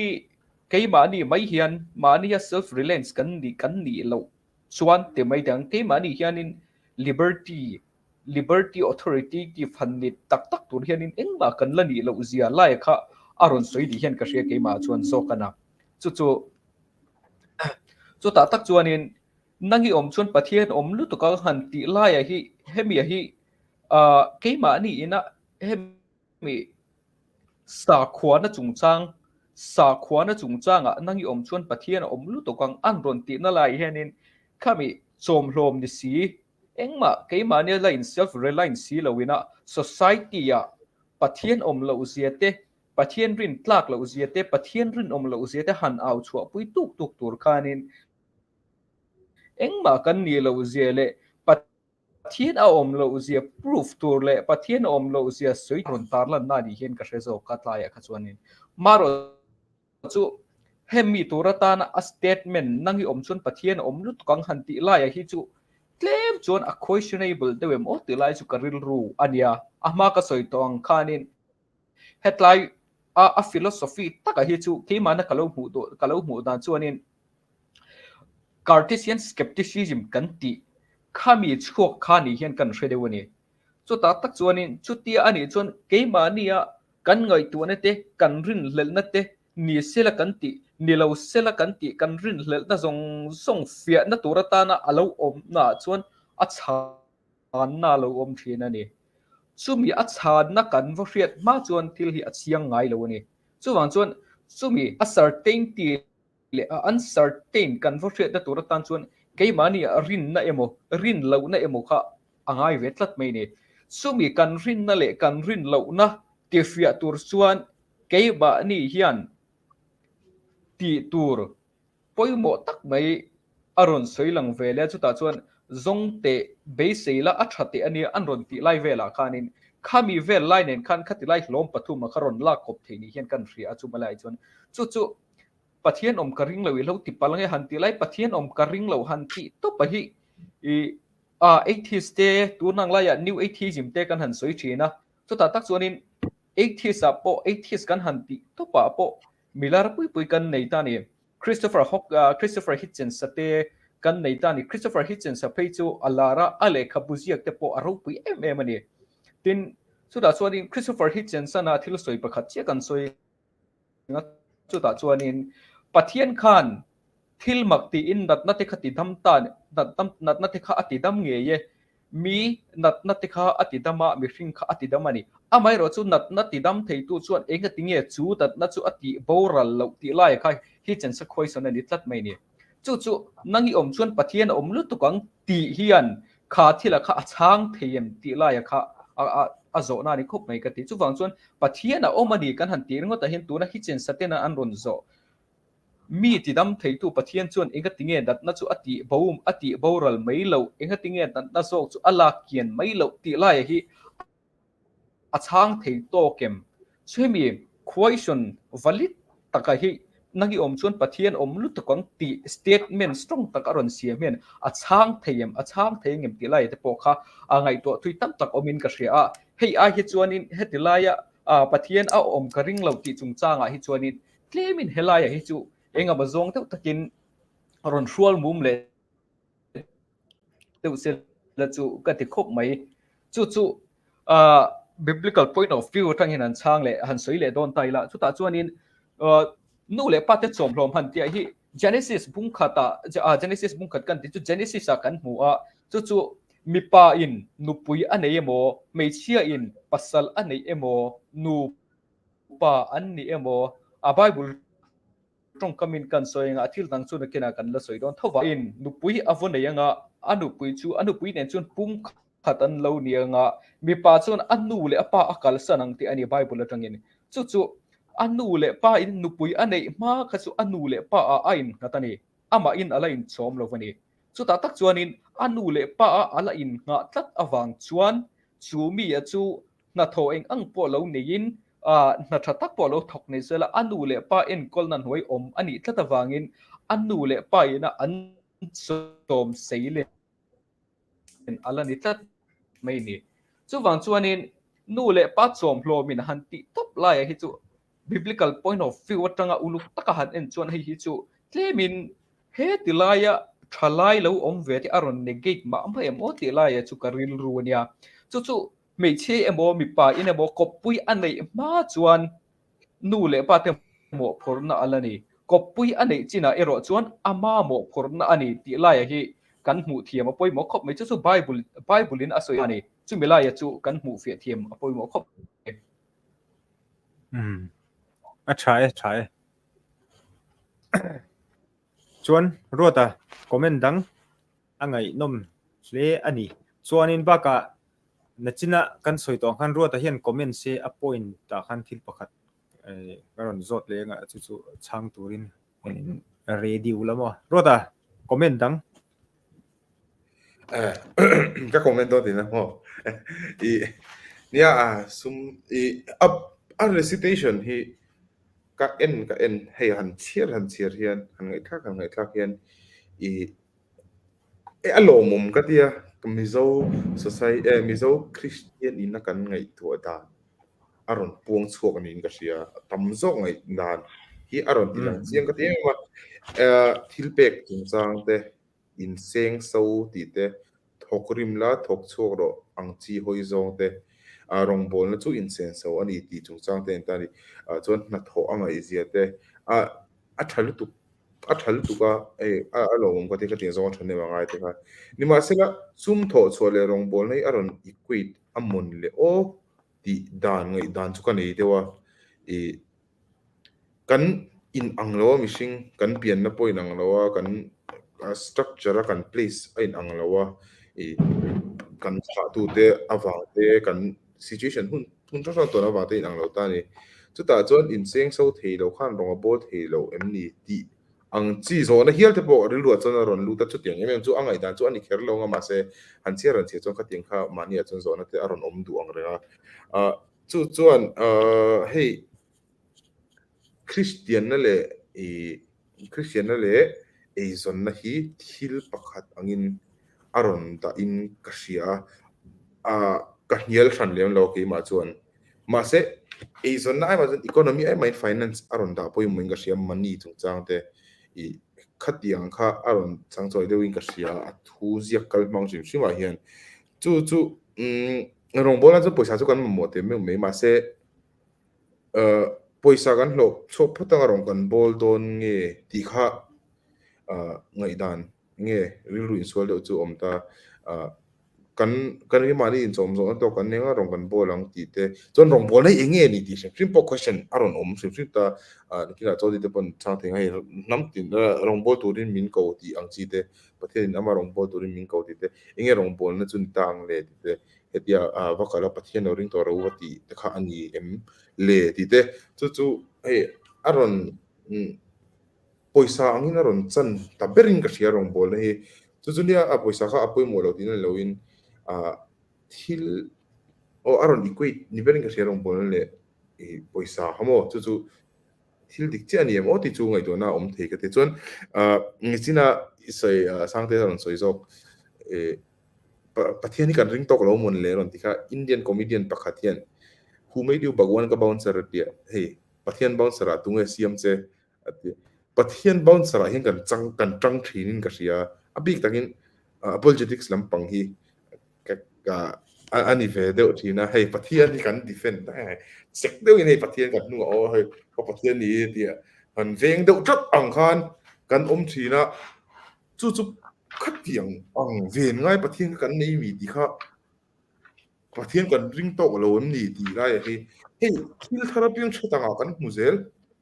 kan doctrine ti lawang kan rin dan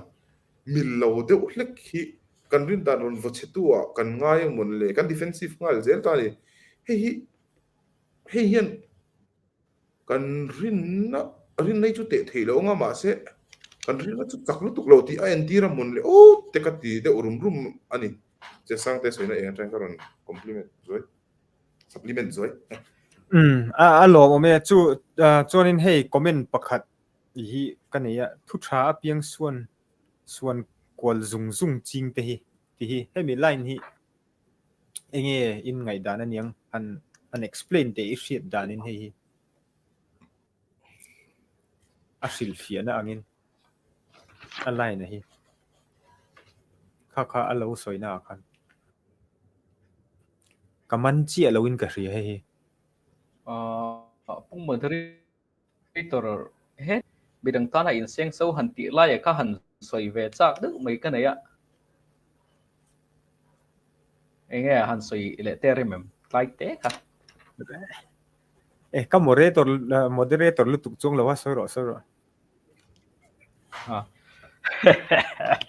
cái lại bắt thiên lệ bị đằng ta là in sen sâu hẳn tị lại cả nè cái chuyện paru ta hẳn xoay anh ta nên khát lại khát lệ mình thì do hiện hẳn xoay tay là capitalism rong kai em o kati de wani khatla ya kha chu biblical scholar ro pui tak mai pakhat Warren Carter a oma Warren Carter chu a socio political zong a thil thir thian ani tani chu pa ina a soi chu sum le pai chevel hemi economic ka hi hemi economic ka hetilaya thil lo thleng reng economic in room let reng hi hei hian an nei ve lo te hi an ole an ma ni rim mi a corner a da thina ni a sira a da ni ron ti thlat mai ni chuwang chuanin Warren Carter a kokia chon han ding ta ila chu da chon an nei ve lo te pathian le midang ta na in seng so ve thei lo te kha rong bol turin an tlak lo nge an men ve talowem ni wo ta khan purchasing power nei thale thalo kar kha avahla om ve rong bol na hian ti lai te kha ti lai te khanin ka ngai tu na ron lang dewa chu Warren Carter na ron soi ang khanin khami purchasing power nei tha te khan an nei ve lo te kha a corner an ta tamayim ni rong bol na hian ti lai te kha headline line na tang he min ngai tu chu tira chulai te chu ka tlem kan ron soi bel ve du le de chu ani chuan ni chena soi ho nai ron hon ta tu tha piang suan kol zung ching te hi mi fel hriat na tlem an ni du phian an ti chu ti lai kha ngai nom khop mai a thu a moi he te lai he chuan in ka rin dan chuan WhatsApp vel ron soi ni nge in country a Facebook te pon ni mai theya Instagram lampang hi engtin nge om ka hrelo ka khoi lova Instagram lampang hi thu tha piang suan kwal zung ching te hi mi fel hriat na tle man ni du phian an ti chu ti ni mai the ta hian in mi fel han ti le hriat na nei tlem an ti te hi mi chi ni thein ka hria ni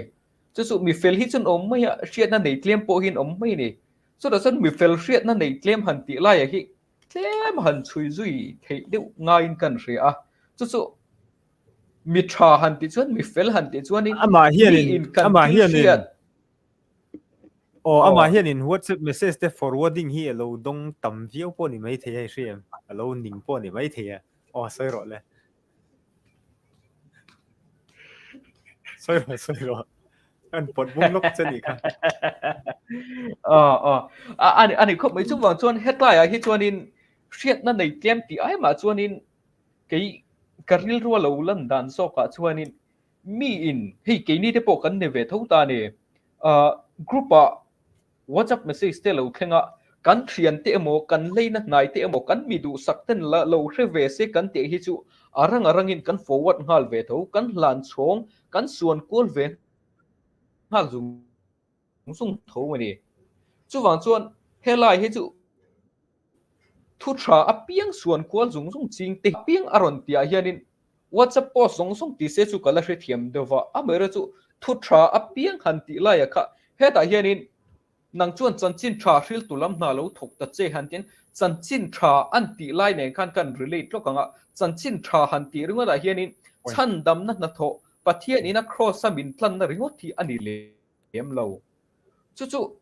welfare of the society khotlang in an hlok puyem midang ten an hlok puyem midang te tan that na omem ti lai hi apoi mo jok chu ni chu thil tha thu tha midang te tan na hlok na pakhat tal alo om ve don asuan kwal ani chuan asual na omin ka hrelo chu chanchin tha puan dar na tho ani ka ti tlat chu wang chuanin helaya thung hi anin chu chanchin tha hian midang te tan zalen na ape ni ti lai hi kan hriat a thakop mai chu ti hian thil pakhat entirna kan soyanga kan rim na ni an lo mani kan thian pa pakhat bike in a chuaka traffic police in an lo mana bongko na son chu rem na ni ania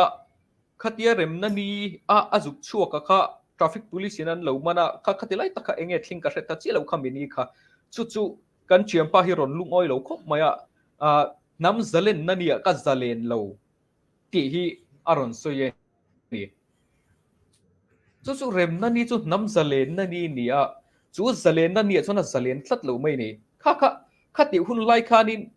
kha kan chian pa hria tur khan thu lo post ta ila motor tlan phal lo motor tlan chu thei lo mo khat yang ti ni kha lo soi ta ila chu kan chian pa kha nam zalen na ni khan a zalen mai o masin traffic police khan an manin karing lo chu wang chuanin chu po chu chanchin tha ani vek mai ni chanchin tha chuan midang ati zalena chu ta chuanin heti hian han soi lo kan duwa pathian lal ram kan soi thina he le ya hian pathian lal ram kan thlen tir tur ani ti te kan soi tho mai ni chu ta tak chuanin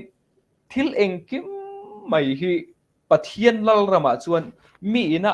an ma ni nun dan an ma ni du dan a tha thei ang pera an nun chua na la ya kha apoi mo chu ni a chu ta chuanin chu thu tha midang tena zalen na ha dam na an lo nei ve thei na turata na khatin information lo suan kol zung sunga kha aswa no omin ka hrelo amara chu hetilaya mi fel hriat na claim anti laya mi fel hriat na claim anti laya hemi mi ring alo suan kol tu aron portrait na laya hi heti ai ma hian ti zong hian han soi ta sela ngai tua thui lu tuk lem lo alo tong tu tur ten eng kingin ge an lo don sonang eng tiangin nge alo dong song tu te tan a relatable ti zong hi mi fel hriat na claim ti a hianin ngai tua thui lem lo ti ang zong ten han soi zok ta sela claim chuanin a oi om tu zo khangem o mi fel hriat na claim han ti ai chuanin athil alo dong song tu ten eng tin nge lo don sonanga eng tin nge an lo ngai tu zuyanga eng tin nge an ma ani a effect ang ti ang zong te han ngai tu alo ang zong hi aron min deuh nin ka hre zo ka chuteng ang zong chun ni ta zok sela adik fam kim zo khangem o ti lai te chu kan soi bel dua ni chu i soi tha khop mai chu lai taka chu i atum po a tha ba ka tong kam man hi kan film khur angai hlein ka ria ka mu dan taka chon mo soi dara chon hei heta po hian a soi doi tui le rui hlo ti kan man te tong ka moi lo deu mangai na o ani lo ka ti duwa ke chonin hei tun lai a phei chonin theological terms a te chonin chemically dependent person te hanti na khanin mi khongai theina kha ke mani a space kanin siamin ka ria mo drug addict hanti zu addict ti ai chonin khang te kha tong ka hi hei man hi poimo em ka ria le darkar khat hi kan thling chhodon to zo na pakhat karon siamanga atop na turin khai khom na turin ngei kan soi ho te kha chu indu tok ve ka ring thowa mo ni a khai khom na turin zo na pakhat karon siamanga chu chu a punchline na kan pek ang hianin isu khan da na bo chia em ti na lai tak kha chu engwangin nge ka relate du ti chuanin tuna keiman abigin ka thlir na chu kan morality le kan dan nei te hi rigid de wakanda he hi achung nung berani tia ka hriat zong te keiman thil tha ka hriat te keima morality min siam tu chu ani mai berania hringa chuanin khakhanin hei tuna asoi ang chia po khanin aman chanchin tha thil turin mi a hrila ma se mi dangin I thil tha an thon an forward te anga khanin hriat na thlema alo da le de ya tiang te kha om the ya a thil zong a chuwang chuanin hebrai mi te po khanin zudan nam ho po khan christian thar ho zen tel ho an ron christian a khanin dan kha an nei ta ni til tam tak kha ti turin an phutan an ti thelo kha tama kha khan ti ko po la po khanin engenge moni chu soi kha a khang zong kha chu soi ka tum lem lo ma se tuna dan a impose ang hianin dan impose mi chunga dan impose a tha em isu khanin hebrai dan zong kha thuthung thara aron kala khanin dan zong kha azui vekem ani lo chon a modify em a reinterpret em engtin nge kan mu ti kha ama sain ruatan chang se a khar na turin chodi an new testament a pu danin aron khar se a top na turin chu karon siam ane isu khan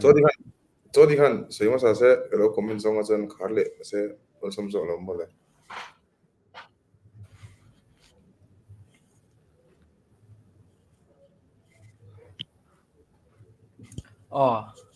ani nia apoi mo khop mai tu na me khala li suan dana bot chem han ti te la li suin dana kalem han ti lai te hi apoi mo khop mai a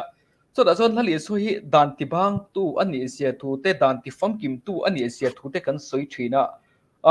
pathian nia kan thu soi te kan thu hrila te po hin kan soi na sa khop mai KGP level te GKP level te SCY level te PYD level te church youth level ate hen kan soina sa khop mai mai ro so eng tiang chi in nge lal I su hian dan hi aron ti fam ki memo lal I su hian dan aron bo siat lo ti lai hi apoi mo khop mai chu lal I su hian heta entirna han soi taila tuna recitation a khanin thil tam tak kan thalai puitena ko ran huang chung emo khotlang kan nun ho na anti fam kim lo anti that lo an ma nia thalo lai aron portrait na sai me mai ani chu enga tinge kan ti chuan ate na aron siam na lai kha khoi huang atang aron chu nge ti lai kha ngai tu ngai tak chu ni chu lali suan dana bo che em han ti lai lali suana dana bo che em kan ti lai ya lali su omna huang kha zuda dan le rom ram dan huang chung atang aron chuak kan ta tlat mai ni chu nakina anzana kha abo che how lovani bo chet ai ma chuan aya tha lali suan alternate na aya tha hi aron siam tlat mai ni chu aya tha aron siam kan han ti na chana chu chanchin tha ma thaya ziak bunga chang somli pathuma tanga chang somli le pariata khanin lali suan dan thazok kei ero chuan ti in kei ero chuan ka hrila chu uti in dan thar aron siama kha aron soi thadi dietani chuta chuanin tual tha chung changte kha zuda dana tual tha na chung changte romram dana tual tha na chung changte uire na chung changte in then na chung changte tin thutiam le thutiam chung changte le enge revenge hubalak chung changte le melma mangai chung changte kha aron soi thadi diet mai ni kha zuda ho dana chuan ha mit mit tia kha an phalani entina tuna chen parota hian kapui lo seita se bin lo tina ta sela chumi atana revenge ka vola ka kha zuda dana chuna thiang tlat mai ni amai ro chu lali chuan kha aphal to tlat lo mai ni lali su chuan chu enge atia chuanin ha ti ai chuanin ha tia chuanin mi in kha phuba alak du na ama chunga thin urna oma kha a hne chuan chu thin urna a ne zok na chu phubalak na ni ti tat me la le su chuan chu chan chin thama thai je bunga chang somli pathuma han chiang takin tar langani chu keima ni chunga thin urna om kan ne a keima ni le keima ni kan in control khan pathian chuan phubhala anga khan angai to tlat me ni chu ha mit zudatena dan khau takan lo an lo ne chu aron alternate na chu keima di kan thin urna te kan lung oi lo na te keima le ka thian pa in kara in lung rual na ula dispute o ma kha keima ni le keima ni chunga kan chin fel na lai kha khala li suan dan thazok dan ro pui zok aron ti lai kha ani ta thlat mai ni chu wang chuan in zudate huang chung mil tho khan Christian community kum zabi pakhat na huang chunga khan kha dan zudate dan an hriat thiam na dan na tang khan maron son hretin Christian community pung pui Christian tu polali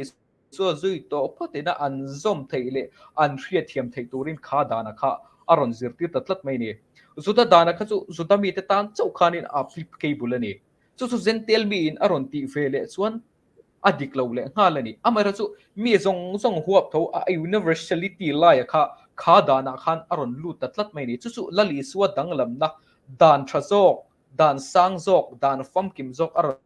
thlen fam kim tir na chu ni ta ni chu ta tak chuan in thil dang pak kan soile du chu heta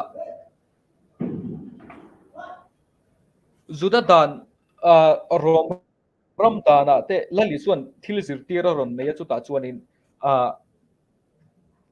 mi in heta chan chin thazia ka khanin mi in e biang le lama an ben chu chuan in a le lam po to ro ti ni chu thut noi rol in zir tir na te in ngai tlom na in zir tir na ne kan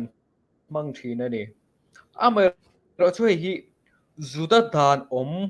zuda in noi chia na in dominate na ti mai te ang midang dehumanize na khatiang ang real ru aron chan let na aron challenge na ditlat mai ni chu lali son dan thararon pe ka chu ni i biang le lama bank tu chen hena chon le lam po do ro aron tia hian om sia taka chon hei intin he kan han tiang chan let na a challenge ani hei resistance teaching ani ti lai hi kan ria ta thakop mai chu heti an pam chunga an han bena le lam heti apon lam an han ben le kha zuda dana chuanin thil thiang lo le bol hlo ni na ni tlat mai ni chu khatia an kut pon lam an han ben khan a beng tu kha zuda danin thiang hlim lo in then ngai ni tlat mai ni chu wang chuanin kha thiang hlim lo in then ngai ni chuan mi pui zinga tangin a om hrana ngai nge atlem bera nisari chunga om ngai ni chu lali sirna chuan ibiang le lam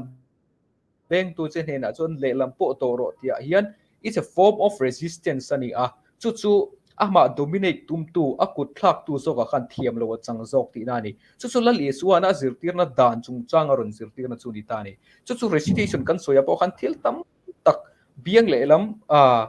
a biang le lam bena du to ka kalsan na thil tam tak kha kan muin ka ria ten atot le kan soi du le chu lali suan ipuan pakhat bil tu che na chuan ipuan pakhat po pero tia kha kan mule ta ni chu lali suana ngai dam na chung chang azir tir na ni chu leiba tu le leiba inkar te khin thua te khin thu soina na ron mang ni chu ta chuan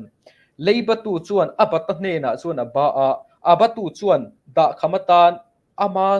outskirts kha abatu hne na avoda ni chu zudami te chuan puan pani kor panin hathina inner garments le outer garments an nei thina ni chu an outer garments chu da khamata an voda thina ni chu pa mual phona ni chu ta tak chuan mi nan pe thailo ti hreng chunga ama in tuam lum na tur le in tuam phui na tur a pelet lo ni chuan abat na pa thiam lo ani chu ta tak chuan lali suan ipuan pakhat dil tu chen hen sun patni po pero antia chuan chu ta chuan in sarua ka omakha abat tir tu pa thiam lo thil za thlak le mol pho thlak tak zuna dana chuan ani chu wang chuan in khala li chuan azir tir na dana khamia kha in hnuai chhia na dolet na ani chu wang chuan in abat tir tu khanin nitlak ma in apelet le turani apelet le lawani chuan ama tan mual pho na ani chu wan chuan appellate le lo ani chuan a hak lai la po chu pero atia a bat na pa tan chuan in mual pho na to pani chu la li chuan a zirtir ani chu wan chuan in keima ani apo hianin tuna recitation kan han ngai thla kang khanin mitam tak kan vo mitam tak chung chang kan vo soya mi then khat nun dan kan vo soya khami kan vo soya kha an ma ni engtin nge ron in siam thatang emo engtin nge nun dan thazok an ron ne yang ti la ya kha kan vo hril le lawe mo kan ro soi le lawe mo chuanin keima ni a soi tu tan mual phona di tlat mai ni chu tuna recitation kan soya khanin comment pakhata ron la nang khan arladin thlungan na ron soyang khanin mi then khat tan chuanin tra thluk na tu ro bang ti la ya kha aron ni thei khop mai chu wang chuanin hetilaya puan pakhat po pero anti la ya kha chu ani chu wang chuanin lali suan dan thazok aron zama hin lali so hian dan kha abo chereng lova ai thazok mihring inkara in rem taka kan om theina tur kan dun ho theina tur atana dan thazok lali suan aron sei khani a chu keima ani tuna kan nuna po hian kan christian na ko ran huang chunga po hianin dan thazok in hung bing na thazok mi zong len theina hi asiam theinin ka shebokani tin thil pakhat kan soile du chu mail khat kala phut lui tu che hena chon mail ni po kal ro tin chan chin thama thaya zia ka vek kan hu ni khami chan chin thama thaya zia ka kan mail khat kala phut lui tu che hena chon mail ni po kal ro tia kha hetilaya kan in zirte na chon in thil ti sham turte te ri pe turte chel turte kan in zirtir thina ni amera so hemi ta ka hi lali suan rom lal ram dan aswal let na ni tat mai ni chu khatilai khan in rom sarkar khan chak em maya mi tring chen kataka mi chen kataka puak phur turin an ruai thina ni so da chuan mel khatan kala piang in an hlo an pe tur ani a mel khat an kala hlo an pek lawa an chhor lui chuan kha rom sipai a chhor tu kha thiam lo chan tir tu nia rom ram danin hrem thei ani so da tak chuan lali chuan mel khat kal lui turin mi nan ron phu che a man pelo tura le poisa hlo lo tura an ron ti lui che ni chuan mel ni kal sakla chu ti chuan arwai tu che atilui tu anor lui tu so ka chu thiam lawa chang don ani ti la ya kha ani chu chuan ama kha aha zoka kha atwar tu kha zale na ni don ani thiam chang ani don zo kani chu ta tak chuan in he tilaya adin mun thazoka in nga ya kha din mun thalo zo ka lo chuk don ani chu la li swat hil zirti ra zok chuan in mel khat kala phut lui tu chen na chon mel ni po kal ro han ti a chuan chu apoi mo khop maya chu tuna recitation a po khanin thil tam taka khanin kan thalai puite kha mel khat kal tura a phut lui na kha atam em mai hian ka riani chu man chuanin kha mel khat kal lui tura an phut lui na tam taka kha ron kal ta sela ron ti ta sela keimani hian kan do zo le kherangem keimani hi kanin adap le thei zo ka ngem ti lai kha khoi sun chu zo na chu ni in ka riani chu ta son mel khat kala phut lui tu chen hena chon mel ni po kal ro han tia hianin rom ram dan in ope na rit tak mai sual let na mo sumya chu la li suan ron zirtir zo ka hini chu ko rana kan in thunun na te ko rana in hung bing na kan siam te hi in ra be na emo mihring puite nor asira nor na ture mo akor na ra da na ture ani lo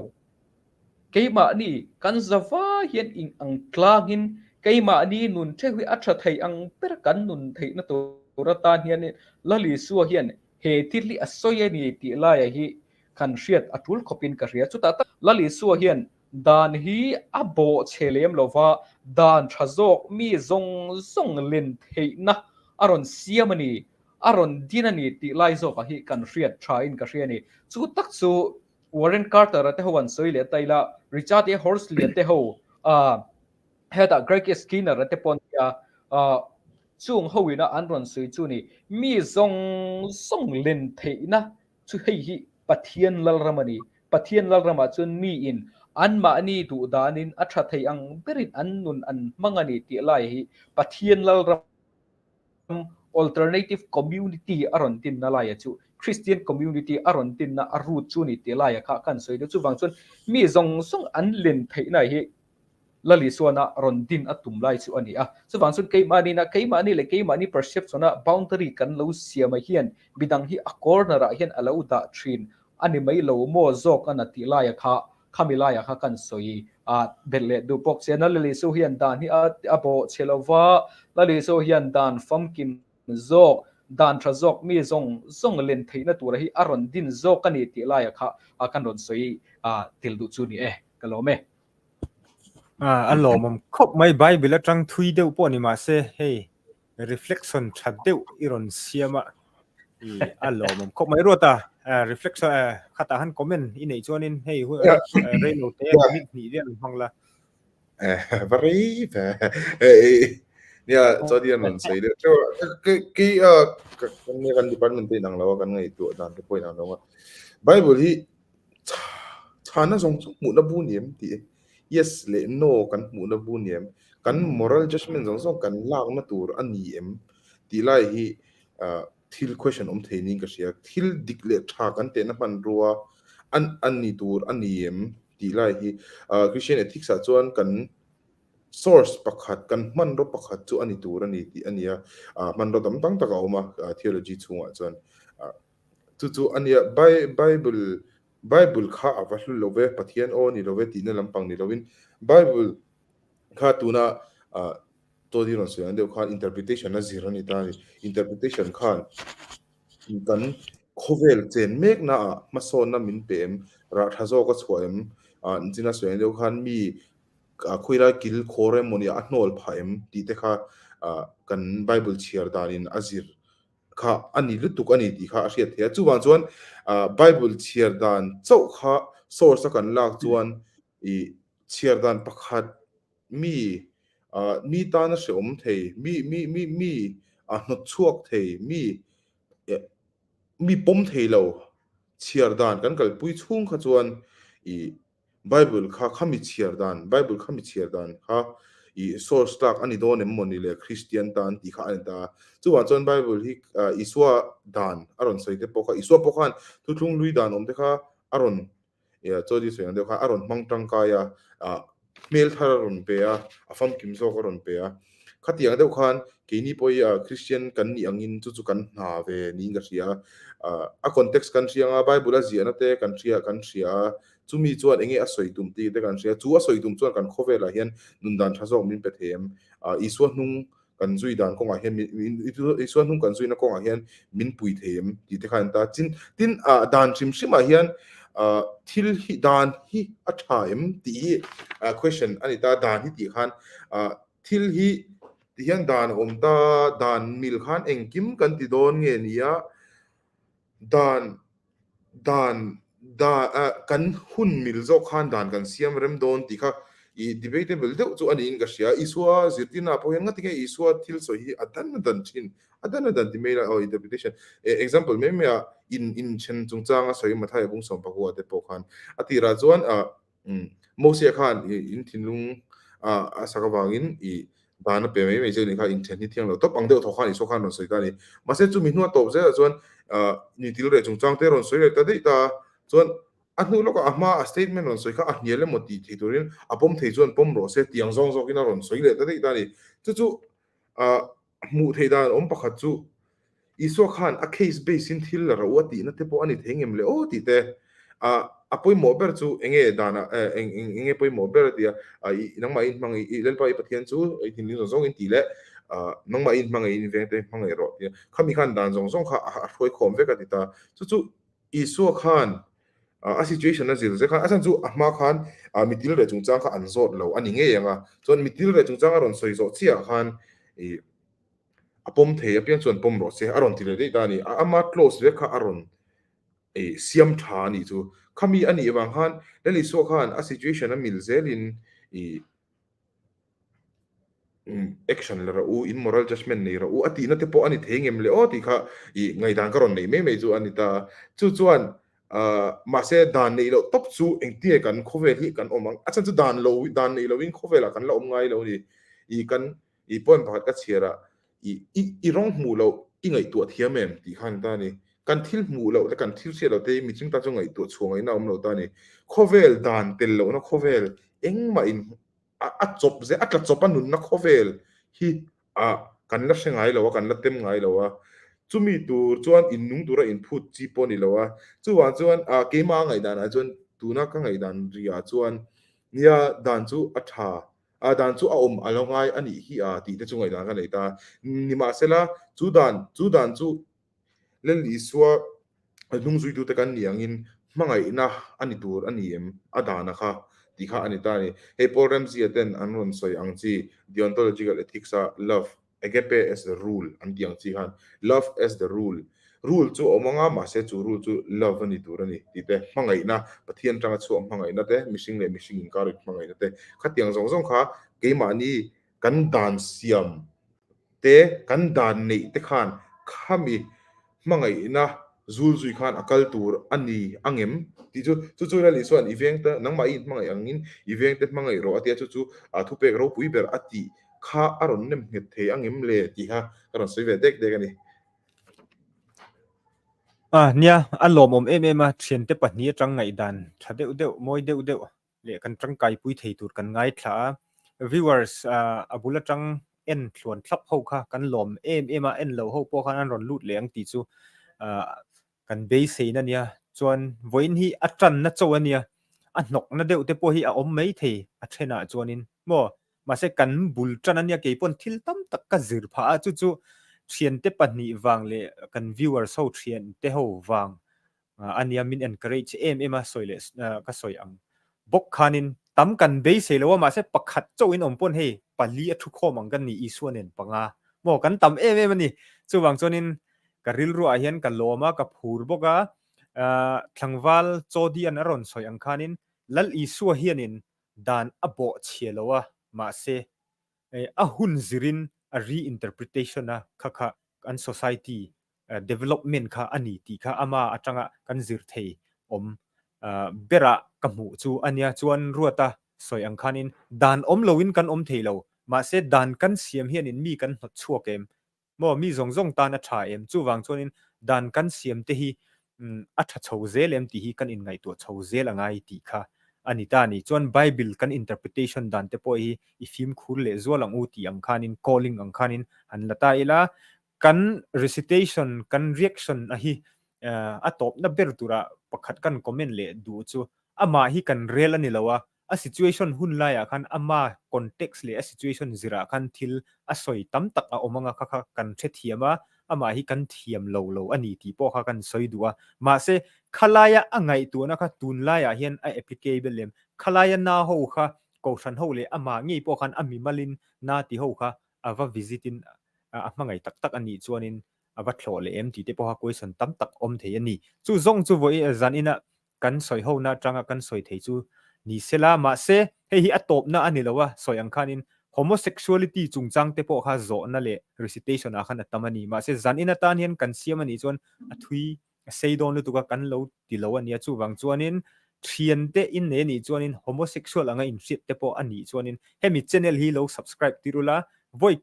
voi le khat kan ron online lenga chumi huna chuanin bible in homosexuality engtin nge asoi tradition in engtin nge soi culture in engtin nge soi mizo in engtin nge kan hriat mi hringin anni hi mai acting angin kanda ani em ani lo le pathian thil siam ani em ti te hi kan ngai tu dona chumai ba ka patriarchal society in meichia an mu sit dan meichia hi kan mu sit tur reng ani em nge keima ni anga mi pa ho in kan da tur ti ang te kan ron soi chho don ani ti chu ka ron soi du bera chu ahun khana turin ni se chuanin ka thu cha du pakhat le request chu min lo like le min lo subscribe le turin kan nge na chu kan community ke nin nang ni kan contribute nan ni lowin kan rong bol ho na in ngai in chu kan ron request ani kan lom em clip tu te zong in zawain mang tha vek ule